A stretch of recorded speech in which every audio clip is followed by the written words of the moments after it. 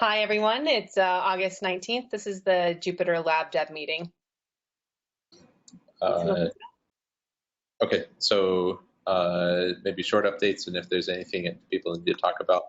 I've been working a lot with Steve on the third-party external stuff. He's been doing an amazing amount of work, and I was just catching up a lot on the Webpack internals today as well. Good work. Steve? Yeah, I was going to say, it would be great to get a semi-technical update on sort of how it's panning out. Not super technical, but an overview. So the bottom line is I couldn't find an out-of-the-box Webpack plugin that did what we wanted. So instead, what we're doing is we're generating shims for libraries, and I'm in the process right now of making that something that other libraries can use to shim themselves.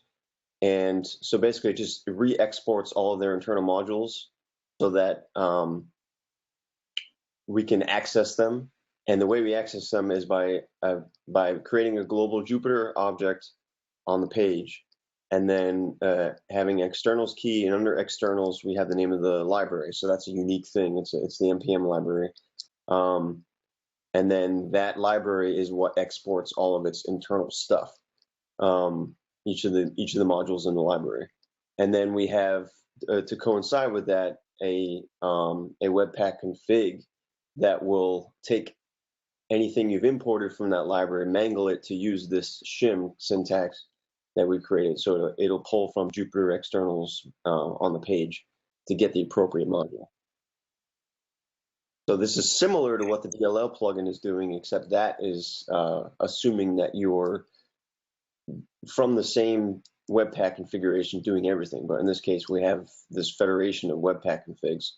So we're doing something similar to that, but just allowing it to be further extended. So the next person down the line will use our helper script that has the base. It'll generate the appropriate externals for their library, the Webpack externals, and allow them to do something other than the default, which would be to shim the library itself. So Jupyter.js widgets, by default, it would get fully shimmed so that all its modules were available from that bundle and to upstream users. If you want to do something different than that, you probably shouldn't. But if you did, there'll be a mechanism for that, and then so forth down the line. And then so if something were to depend on Jupyter.js widgets, then it would basically it would just depend on it in its package.json the same way.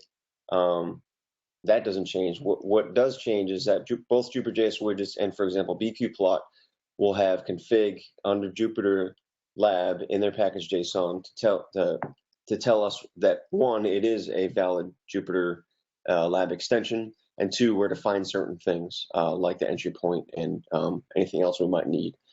So, so in the case of BQplot, it would walk up its dependencies, see, okay, Jupyter.js widgets is another valid JupyterLab extension. I need to incorporate something about it, and so forth down the line, and build up the appropriate Webpack config so that BQplot only contains itself and has the correct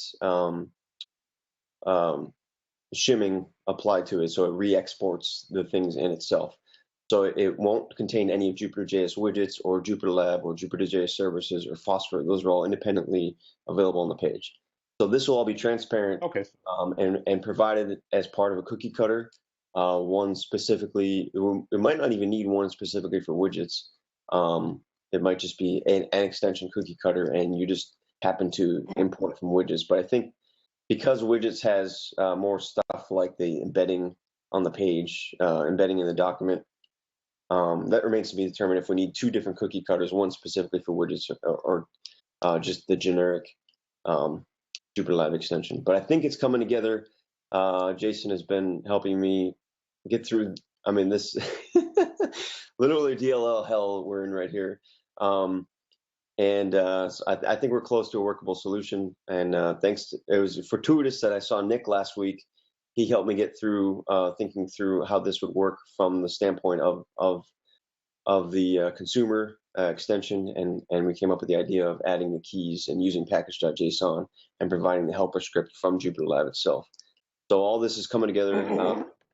What remains to be done is basically adding, so the Jupyter Notebook has it provides an entry script for the MB extensions. So the Jupyter MB extension entry script from the command line. So basically, we need a similar facility for lab extension. Right. So what that would do is you'd install or activate, however, your extensions. So that would be what the user does in the command line or through the package manager of choice. Once we have the conf.d approach, we'll have to explicitly enable things. But once the things are in those locations, the server will look at the enabled lab extensions and basically just insert the script tags in order of dependencies. And so I have just a stub in the HTML right now that says the lab will add these things here, and those things are it will be inserting plugins into the things into the list of plugins that will be bootstrapped at the final step, which is where we actually create the application, instantiate the plugins, and run. What remains to be done and maybe fleshed out on that is how do we replace, for example, the notebook plugin? What's the mechanism for that? I haven't fully thought through that yet, but I'm sure Jason will help me. What are you doing to solve the order of dependencies? Say again? What are you doing to resolve the order of dependencies? That also remains to be determined. Okay. I have a top sort algorithm in Phosphor algorithms. Well, this will be done from Python because this is the tornadoes, the Python script entry point. Okay. Well, you could look at that algorithm that I've read. You could port that to Python pretty quickly, and that should be sufficient for what you need to do here. Okay, thanks. Or, I mean, you could do it in JavaScript too. You could just put the bag of things up there and then top sort it in JavaScript and insert script tags, but it's probably simpler to do it in Python. Well, we're not assuming the user has Node installed, right? No, he's No, but basically saying do it client side. Yeah. Oh, right. Drop it like some JSON or something in the head, and then look that up in the script loader, and then top sort it and generate the script tags and put them in. Yeah, but I think it's probably better to do it in Python side, just less work. But I do have a question, though, a technical question that came up when I was studying the Webpack config docs this morning. Why are we caching modules in a global instead of generating UMD modules or something like that as the library targets? Trying to remember, I had originally tried to make it AMD compatible, but the problem was, and it might have gone away now that we're doing this mangling. So it is something we can readdress.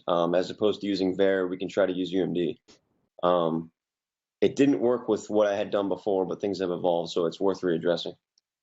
Okay. I mean, that might take care of the dependency ordering as well and everything if we could just require a plugin and then it'll automatically pull in its dependencies. Right. So it sounds like currently the NB extension has two steps. There's an install, which copies the assets into a directory, and there's activate, which triggers them to be loaded on the page.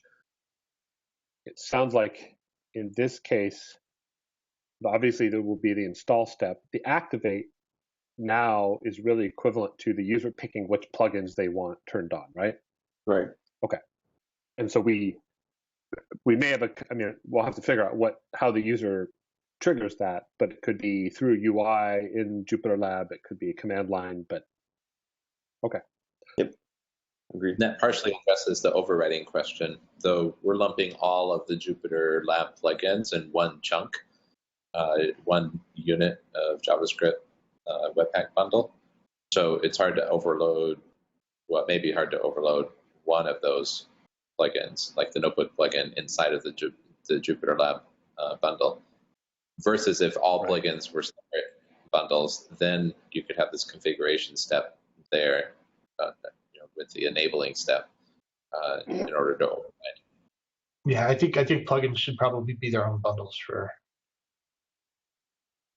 So instead of JupyterLab bundling up. Well, I mean, that's not actually entirely true. It depends on when things start being instantiated. Let me think. This has to do with the dependency injection container and it not allowing you to register two things. Right. I could wait. Actually, no. I changed that. In the mono repo, if you register a new thing, it overrides the old thing. Oh, really? Yeah. But old things. Well, maybe. I mean, you don't want somebody to. Then there's an ordering question, right? You don't want somebody to grab the old one and then a new one overwrite the dependency, and then everybody else grabs it. The application runs last though, after all the plugins are resolved. Yeah. So you register everything and then it runs. And so, okay. Yeah. The only time that would happen is if you dynamically register a plugin and then start pulling that new thing. Which in that case, it might be okay, right? Because now the one plugin was using the things that it got, and now you've got some new stuff loaded that's going to use that new stuff. Right. That's exactly what you would expect from dynamic loading. Yeah. And so that's that definitely was a case that I had in my mind when I was making this decision, but I felt it would be better for the cases where we're just going to load a bunch of stuff and maybe somebody somewhere has snuck in something that they want to provide, but no, I actually want this later thing to take precedence. And so I felt that was a more important use case to be able to service than the potential of getting some dynamically replaced thing that now you've got two versions of this thing that implements whatever. So, right. Yeah. Okay. So yeah, so in that case, you could load, but basically the moral of that story is that you could continue to load the notebook plugin as part of the Webpack bundle. And if some other plugin is loaded later, which overrides those dependencies, it'll be fine. The worst thing that you've done is loaded some JavaScript you're never going to execute. Right. And then we had some regressions in how we switched over to the monorepo as a dependency in JupyterLab from the CSS standpoint. So I had originally, I had started down a road of, the wrong road. But basically what I'm going to do is I'm going to create a new content environment with the 1.2 version of JupyterLab and make sure they're the same. So I will be able to actually inspect styles and layouts and make sure that they are correct, as opposed to what I had been doing, which was like looking at build histories of CSS files. It was like archaeology. So I have a plan going forward on that to rectify the styles. Okay. Great. You want to go next, Brian? Yeah, so just plugging back into things. I've been working on reviewing pull requests and doing issue triage and discussing issues. And then starting to dive into technical work. Just so everyone knows, Stephen had a pull request that split the sort of refactored how we're doing CSS. So now each plugin has a base.css file that has the minimal structural CSS required for it to function properly. And then in the default themes directory, there's a file for each plugin that has the sort of theme-related visual styling. My guess is right now, we probably have too much in the theme folder. We probably have structural stuff there. So once Stephen finishes the monorepo-related CSS regressions, I'm going to go through and try to refactor that stuff. And basically what I'm going to do is turn off the default theme plugin and get the page to look structurally fine with a super vanilla black and white theme, and then enable the theme and make sure the styles are applied. I think that'll help. Darian opened an issue with some proposals about how to handle our CSS going forward. It's pretty well written, reason things that we should probably start commenting on and seeing if we want to adopt that. Part of his point was that it might be better to switch over to using something like less and then spell out and just like we just have like the base CSS and spell out themable variables, and then allow people to compile their own themes that we just load after our base CSS, and then they can target those less variables to control colors or whatever theming things that they want to do. Because right now, trying to make the split between structural and style things is really difficult. So Yeah, leads to issues we're seeing. So yeah, so it's possible to compile in the browser, so you can load less file, and it's slower. But if we could, we might be able to have, like, if you have custom variables, we actually compile that in the browser. Not to have people recompile their theme, because having Node installed and less installed locally to just have a theme might be a bit painful, and it would force every plugin to compile for each theme, if I understand correctly. Yeah, so my the way I've spent a lot of time with the CSS in the last day, and my current thought is that we ourselves should generate 2 top-level CSS files, one for base and one for the default theme, and we can use less within each of those, but we wouldn't use less across those. And so we could have a set of base variables that control the structural aspects of it, and the different base CSS files could rely on that. And then the default theme could have sort of visual style variables that it relies on. And people who want to develop a custom theme can just literally copy that default theme. It'll have the variables related to theming, and they can customize it and recompile it, and I think it should work. We played around with the client-side compilation of less before and backed out of it, Matthias, because it was slow. No, we never did client-side rendering of less.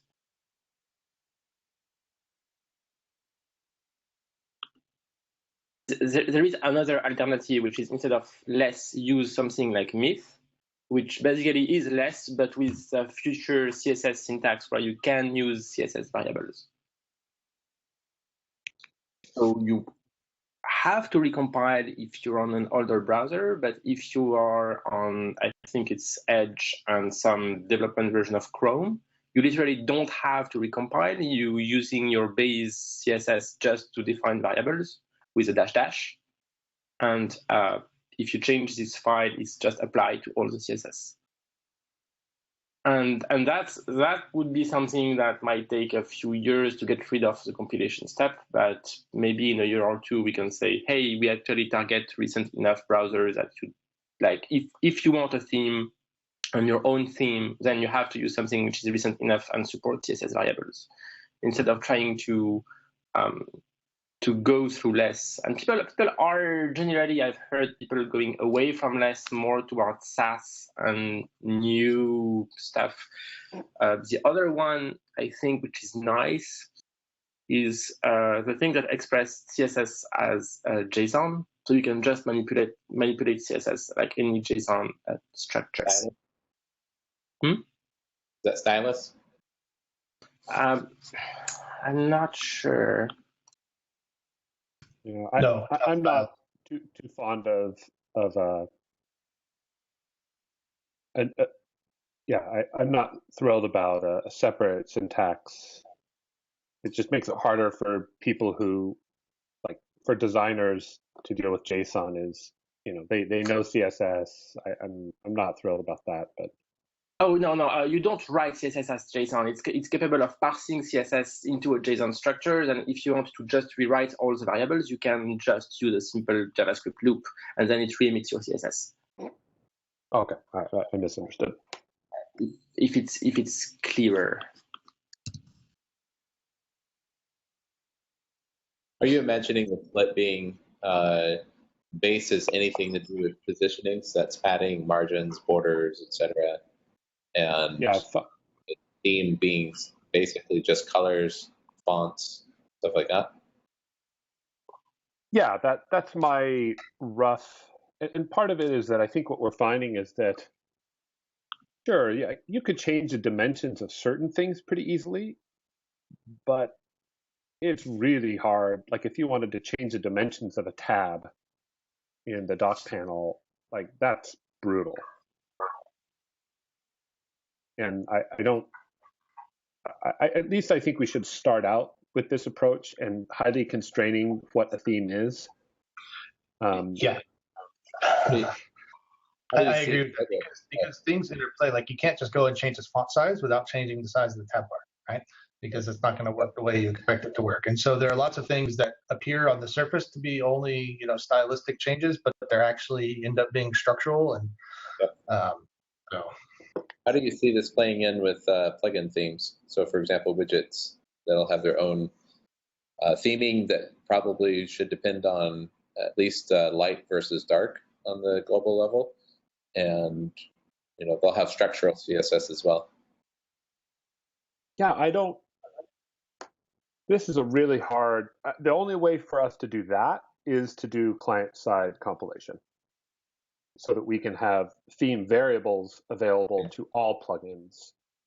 And I don't know, part of what I'm a little hesitant about is that we needed to start using CSS variables and other simple, or Sass constructs months ago, and our CSS is a real mess because we're not doing that. I'm hesitant to over-engineer this at this point because we need this stuff so badly. My temptation is to just say, hey, let's start with server-side less so we can at least start to write our styles using a sane approach. And then, if in the future we want to think about doing client-side compilation or some more sophisticated approach, I think we could do that. The level of pain I went through in editing the rendered HTML CSS file because we don't have nested selectors, like it's unsustainable. Like we need to fix this. So CSS variables are available apparently on Firefox 47 and above and Chrome 49 and above, not on IE. So if we use something like Myth, it means that for development, we can use CSS variable locally. Like you can literally just redefine your base.css or in your Chrome style, redefine things and it should change live. And for when we ship, we can compile the CSS. Because one of the issues with compiling, if you have a lot of CSS, it can take quite some time. There's a caveat to that, in that some things don't. I don't believe that any browser yet supports the notification APIs for when variables change due to styles being recomputed. And so, for example, like if you wanted to change the height of the tab bar dynamically, that wouldn't do anything because Phosphor has no way of knowing that the computed style has changed, and so it can't do its relayout. Oh, sure, but let's like changing colors and stuff. How much do we need via variable? Because if it's mostly something that are, how much do we need to actually change? I mean, I guess one of the reasons you want to do that is to iterate quickly on the design. No, also, I think the important thing is if we go this route of allowing users to load themes dynamically, okay, then you have to deal with that.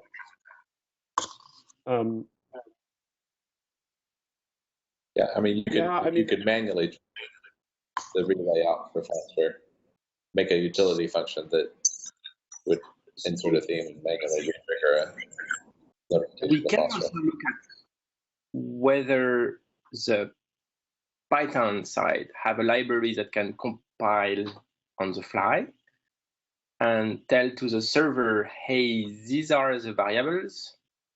And when you reload your page, it basically compile dynamically and cache the CSS so that the variables are defined on the server side and the less file are rendered on the fly. that would allow to basically automatically have all the plugins that have access to that. You have to have users to reload the page when they change theme, but it automatically applies themes to any less files that go through.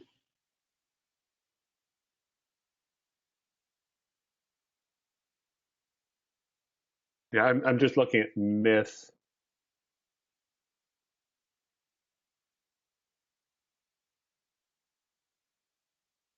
A little bit.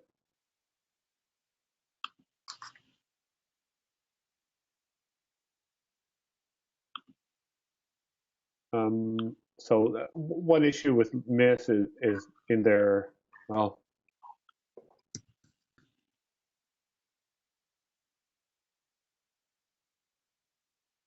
I'm looking at the support for nested selectors. Does not look like nested selectors are on their roadmap because they want to follow the spec, and that's a huge. That is what I mean. We don't use a lot of a lot of the capabilities, but variables, calculations, and nested selectors are things we do use. I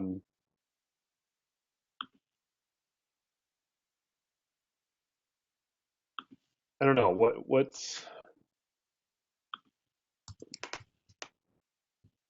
do people think about the trade-off between getting something working, something simple working quickly versus doing a lot of research and trying to find the best approach?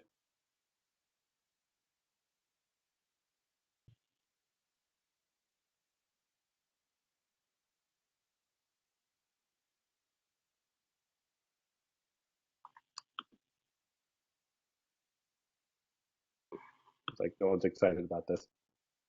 I'm looking. Apparently, CSS or SAS has a Python library, so it might. And it depends on whether we want client to compile or not. I think eventually client compiling will be a requirement if we want to be able to dynamically adjust client CSS. And I agree. I don't think anybody's excited about it, Brian. Somebody's got to do it. Yeah. Even if we recompile client side, as Chris said, we might not have all the notifications, so you will have to reload. Like you might change colors, but you will not change margin, or you might not change other. I think there should be a manual function for changing the theme, and that manual function should give a phosphor notification.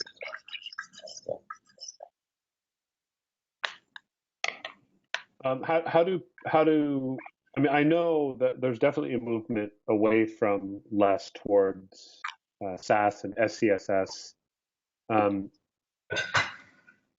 How do people feel about? That's funny. I thought the root. I thought SAS predated less, and less was in a sense a better SAS than SCSS. I don't know the full history. So yes, less more recent, but SAS seems to actually, because it's older, support more now advanced features that many people like. And it starts to integrate with framework like Rails, where you can know whether you're using selectors or not, and make sure that you have style defined for your selectors and that all your selectors are used, which is one of the reasons why it's liked by the Ruby community.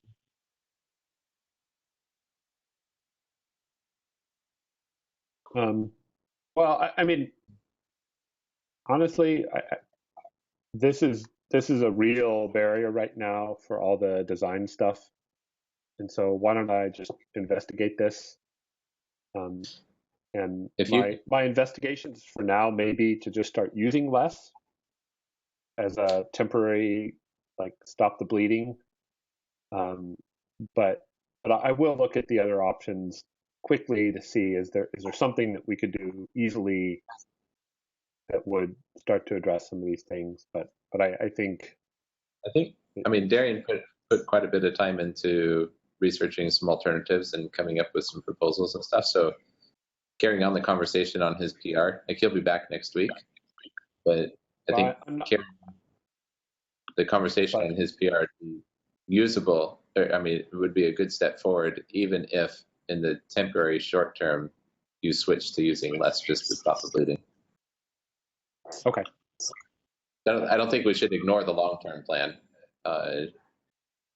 in order to keep plugging holes. Yeah. Yep. Absolutely. Okay. We also have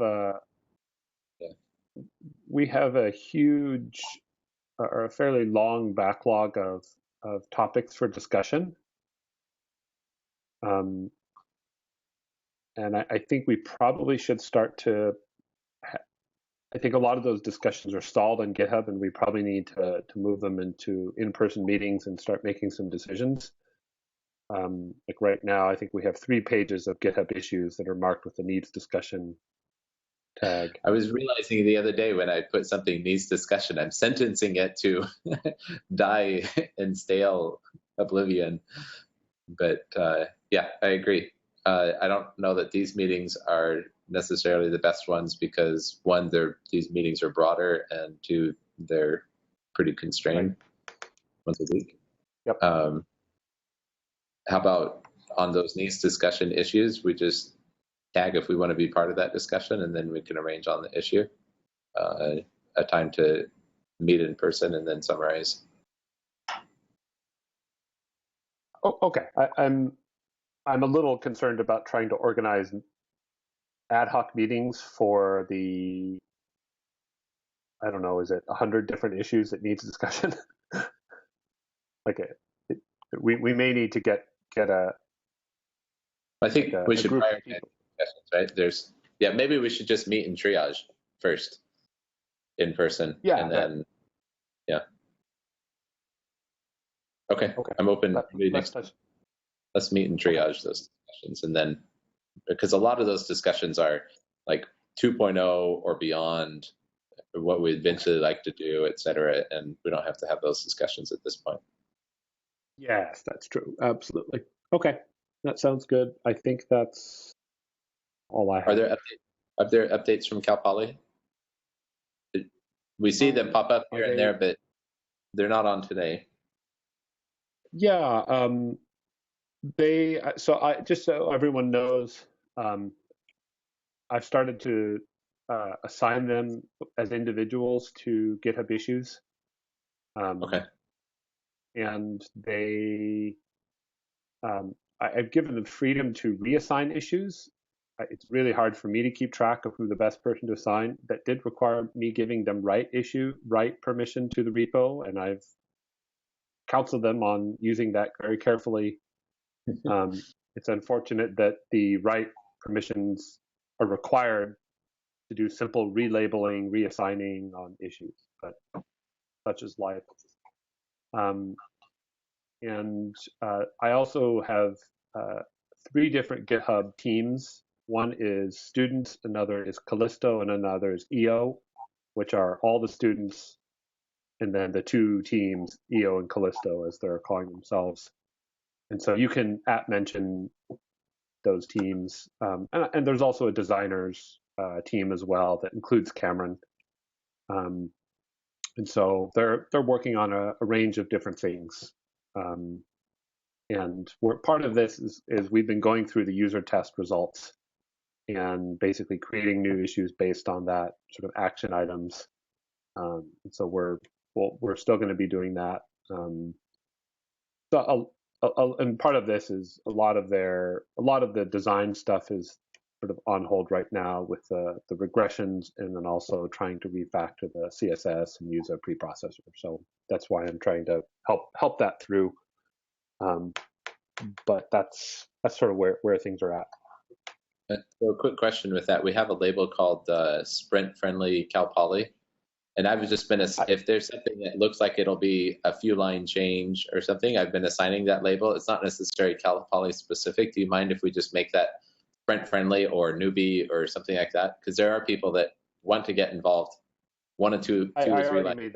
I already made that change. Oh, okay, good. Thanks. I know this is recorded. I think it's okay to say, basically they said, we're way beyond sprint friendly at this point. Don't insult us. Okay, sounds good. But yeah, I just, yesterday or Wednesday, I renamed that to just sprint friendly. So. Okay, perfect. Matthias, did you have anything? Chris? Not particularly. Okay, Chris? Oh, wait, I had one more thing. Doing CSS stuff. I've dug into the naming conventions of our CSS classes, and I talked to Stephen about it yesterday, and then Chris and I talked about it last night. And I'm based on that, I'm going to attempt to write some documentation about the naming patterns and conventions. And I think we, as a whole, are mostly following them, but there's definitely places in our code base where we were pseudo following those conventions. And I think it'll really help for us to follow those conventions pretty closely. Like I now see that a fairly rigorous formal naming convention that I think will really help. So I'll submit a pull request with a write-up of that. So is it possible to have a linter for these kind of things? Not that enforce it at Travis level, but that check that it's camel case or dash or whatever convention we have, or is it something more subtle? Yeah, the issue is that the most important parts of the conventions are related to how things are named in TypeScript, like the names of TypeScript classes, and those being repeated and used in CSS class names. And so the linter would need to look both at the TypeScript files and the CSS, which would be really nasty. Yeah. I mean, we do have a linter. You'll notice on the issue, his name is Chris Colbert. Bonkers is how I think he described our CSS right now. Yeah, it's bonkers. Yes. I mean, isn't the TypeScript API available as JSON once you build the doc? I don't know of an easy way to get. It's certainly technically feasible for us to write some linting tool that checks a lot of this stuff. The question is whether that's the best use of our time at the moment. Yeah. Sure. I mean, I'm not asking us to do that now, but I'm thinking about plugins authors. Oh yeah, somebody could certainly write that. Yeah. I mean, no. What I mean is, if we had that at some point, it would help plugin author matching our style. Yep. So yep. I'm just like throwing that in a front of view so that I get your thoughts. It's not a request to write anything. I completely understand that first Brian it would be really helpful to get a human targeted document, which is always the first thing to have. And if we can thought or keep that in a background thread, is there a way to help our contributors to have that? And I think Less actually generates, has a pluggable pipeline. So once it generates its AST, you can run transformers over that, then do the linting and that kind of stuff. So.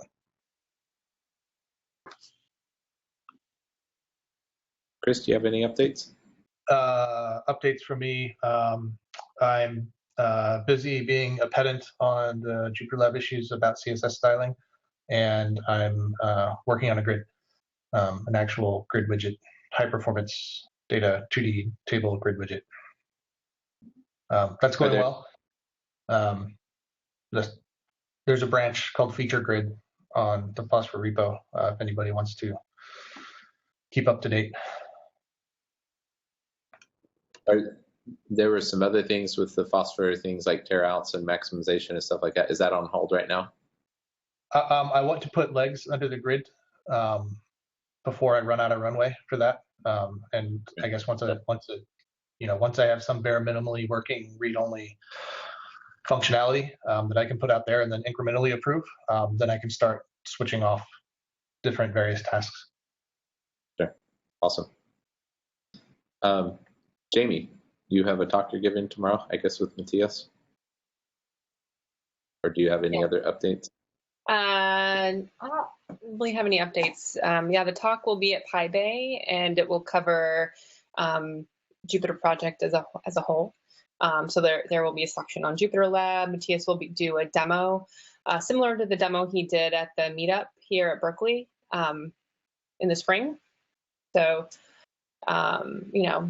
show folks how you can use different programming languages within the notebook. I don't think we'll use the PlayStation, the controller thing, just because we don't know how to do that yet. But yeah, it should be great. And then we'll also have they have these open sessions where there's the hallway track, and then there's space and time for people just to kind of have these ad hoc consulting sessions with folks at the conference. So we'll try to find a time when we're not speaking and we're not attending talks that we want to go to. Well, they're all going to be great, all the talks, but maybe we'll need a break from the talks. And so we'll tweet out where we are and what time we'll be there, and people can come see us. Yep. Great. That's about it. Is that everything? Anybody else? Okay. Thanks, everyone.